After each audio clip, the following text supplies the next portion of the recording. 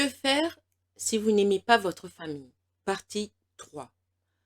Donc, dans les 2 premières parties, j'ai montré dans quel cas est-ce qu'une personne peut sentir que il ou elle n'aime pas sa famille. J'ai parlé de cas extrêmement graves.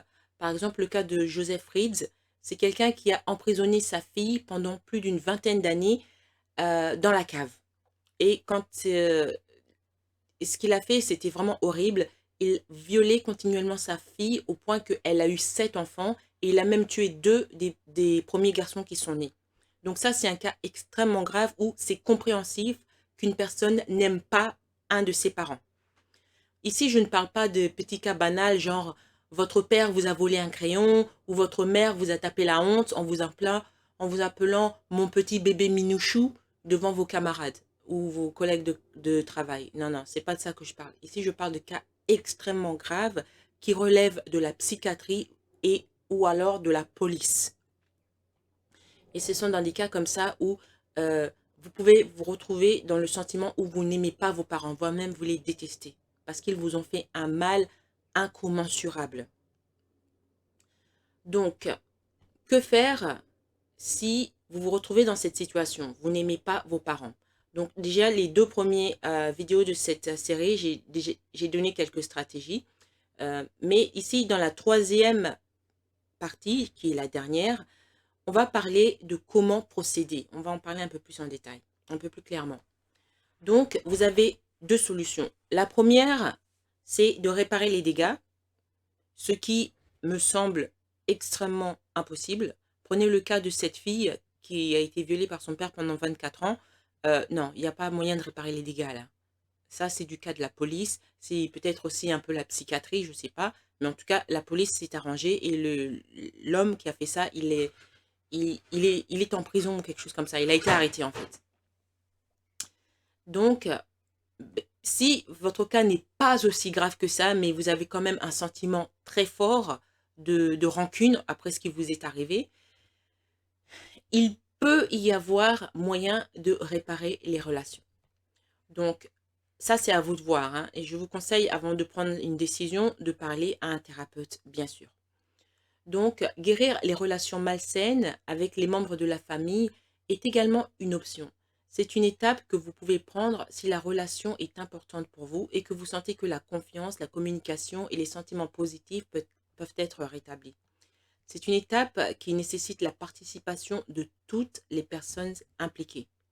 Ne vous permettez pas de vous sentir obligé d'enterrer vos sentiments ou de vous réconcilier avec les gens si vous n'êtes pas prêt. Donc, prenons le cas de ce mois-ci, je parle de Pierre et de son cousin Aurélien.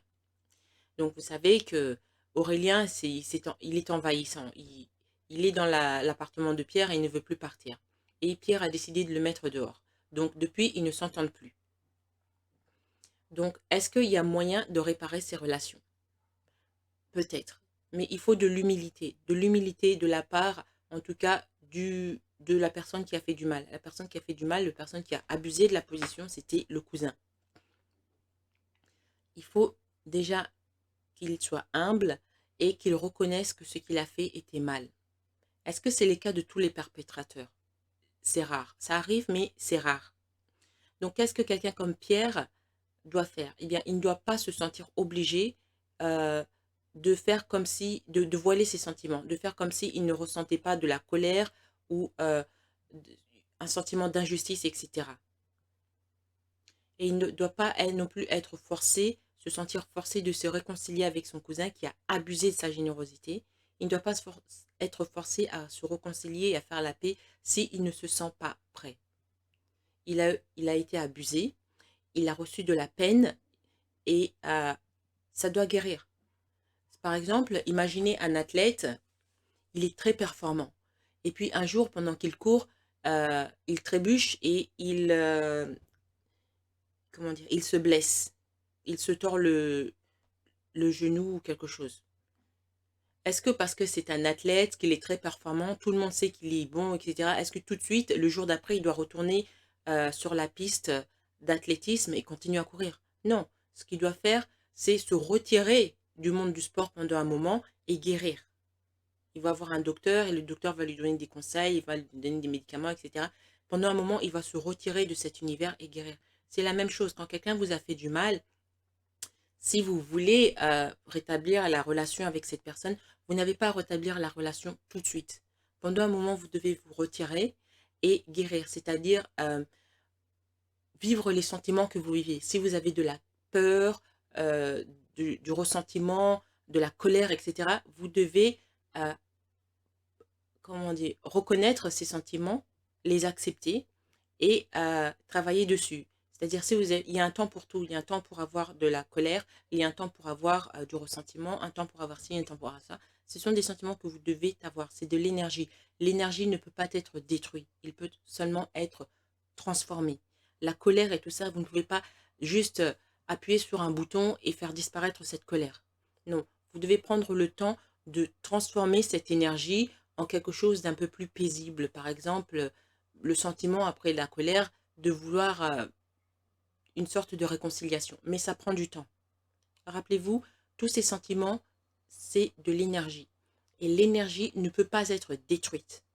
L'énergie peut seulement être transformée. Le vent, c'est de l'énergie. Personne ne peut détruire le vent. Mais par contre, on peut le transformer. C'est pour ça qu'il y a en anglais, on appelle ça des wind turbines, les moulins à vent.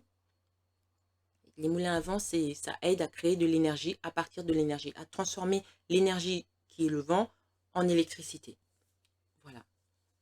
Donc ça, c'est pour le cas où le crime qu'on a fait contre vous n'était pas aussi atroce. Et vous pensez qu'il y a peut-être moyen de sauver l'affaire. Maintenant, que se passe-t-il quand ce qu'on a fait contre vous, c'était horrible? C'était du niveau où la police, par exemple, doit s'y mêler. Eh bien, vous avez le choix entre couper les ponts et établir des limites. Bon, parlons d'abord de couper les ponts. Toutes les relations ne sont pas récupérables ou ne valent même pas la peine d'être préservées. Il y a des moments où le traitement d'un membre de la famille peut être directement nuisible, comme dans les cas où il s'agit d'abus sexuels ou lorsqu'un membre de la famille est haineux envers vous pour une raison ou pour une autre. Ça arrive quand quelqu'un est jaloux envers vous.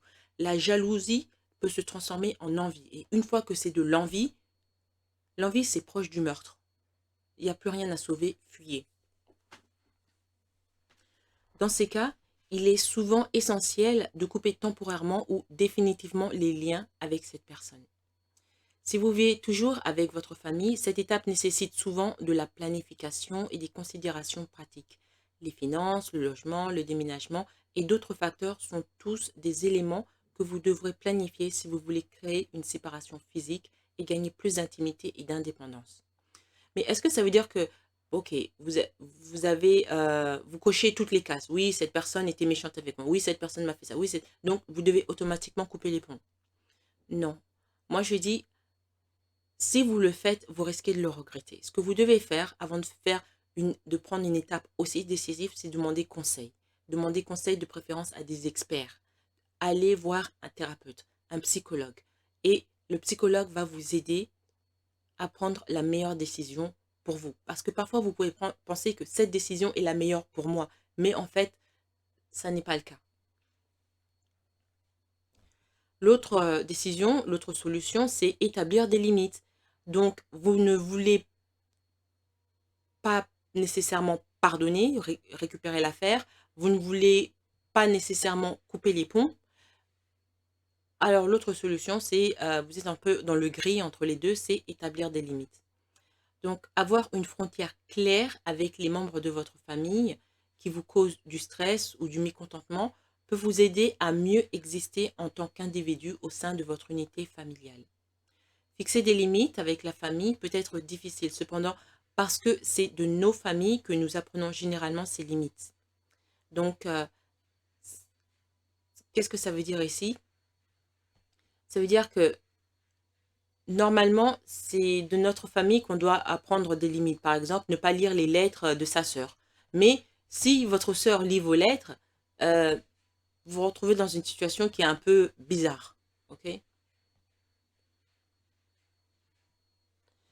Si vous souhaitez maintenir une relation avec les membres de votre famille, vous devez fixer des limites à ces interactions lorsque cela est possible. Par exemple, vous pouvez choisir de passer du temps avec eux 1 ou 2 fois par mois. Si certains sujets créent des conflits avec votre famille, vous devez indiquer clairement que ces sujets sont interdits lors de vos interactions. Par exemple, si ça crée des conflits quand on parle de vos ex amoureux, vous devez dire, OK, je vais bien te voir 1 ou 2 fois par mois, mais surtout, ne parle pas de mes ex. Ça, c'est interdit. Si vous établissez ce genre de limites, cela pourrait vous aider à vous sentir plus autonome et à contrôler votre relation avec ce membre de votre famille. Donc, quoi qu'il arrive, vous devez être capable de préserver votre vie privée. Donc, des tactiques telles que vous détacher de la situation ou garder intentionnellement des détails sur votre vie privée, ça peut aider. Les gens n'ont pas nécessairement besoin de savoir euh, tous les détails de votre vie de tous les jours. Si vous sortez avec quelqu'un et que vous n'avez pas envie d'en parler à votre famille, c'est pas votre devoir de leur dire. Ils n'ont pas nécessairement besoin de savoir. Vous êtes une adulte, c'est votre vie, c'est votre responsabilité. Si des membres de votre famille s'immiscent dans votre vie ou utilisent des choses qu'ils apprennent contre vous, cherchez des moyens de changer de sujet lorsque certains sujets sont abordés. Si nécessaire, soyez direct et dites simplement que vous préférez ne pas parler du sujet.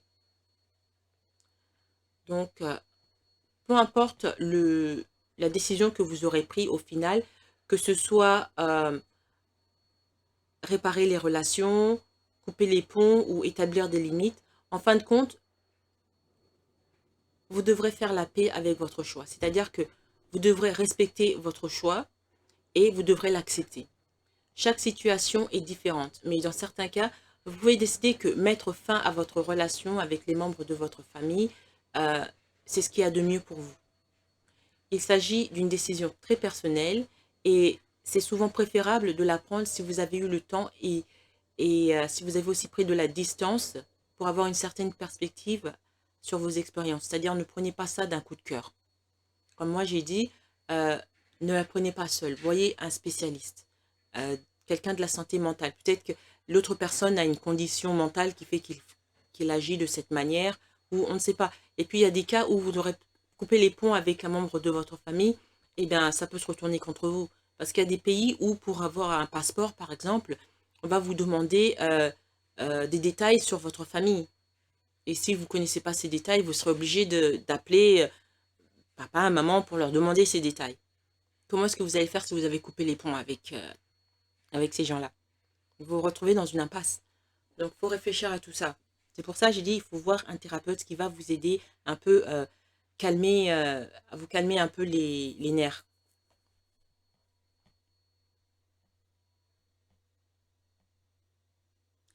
Donc, couper les liens, c'est stressant.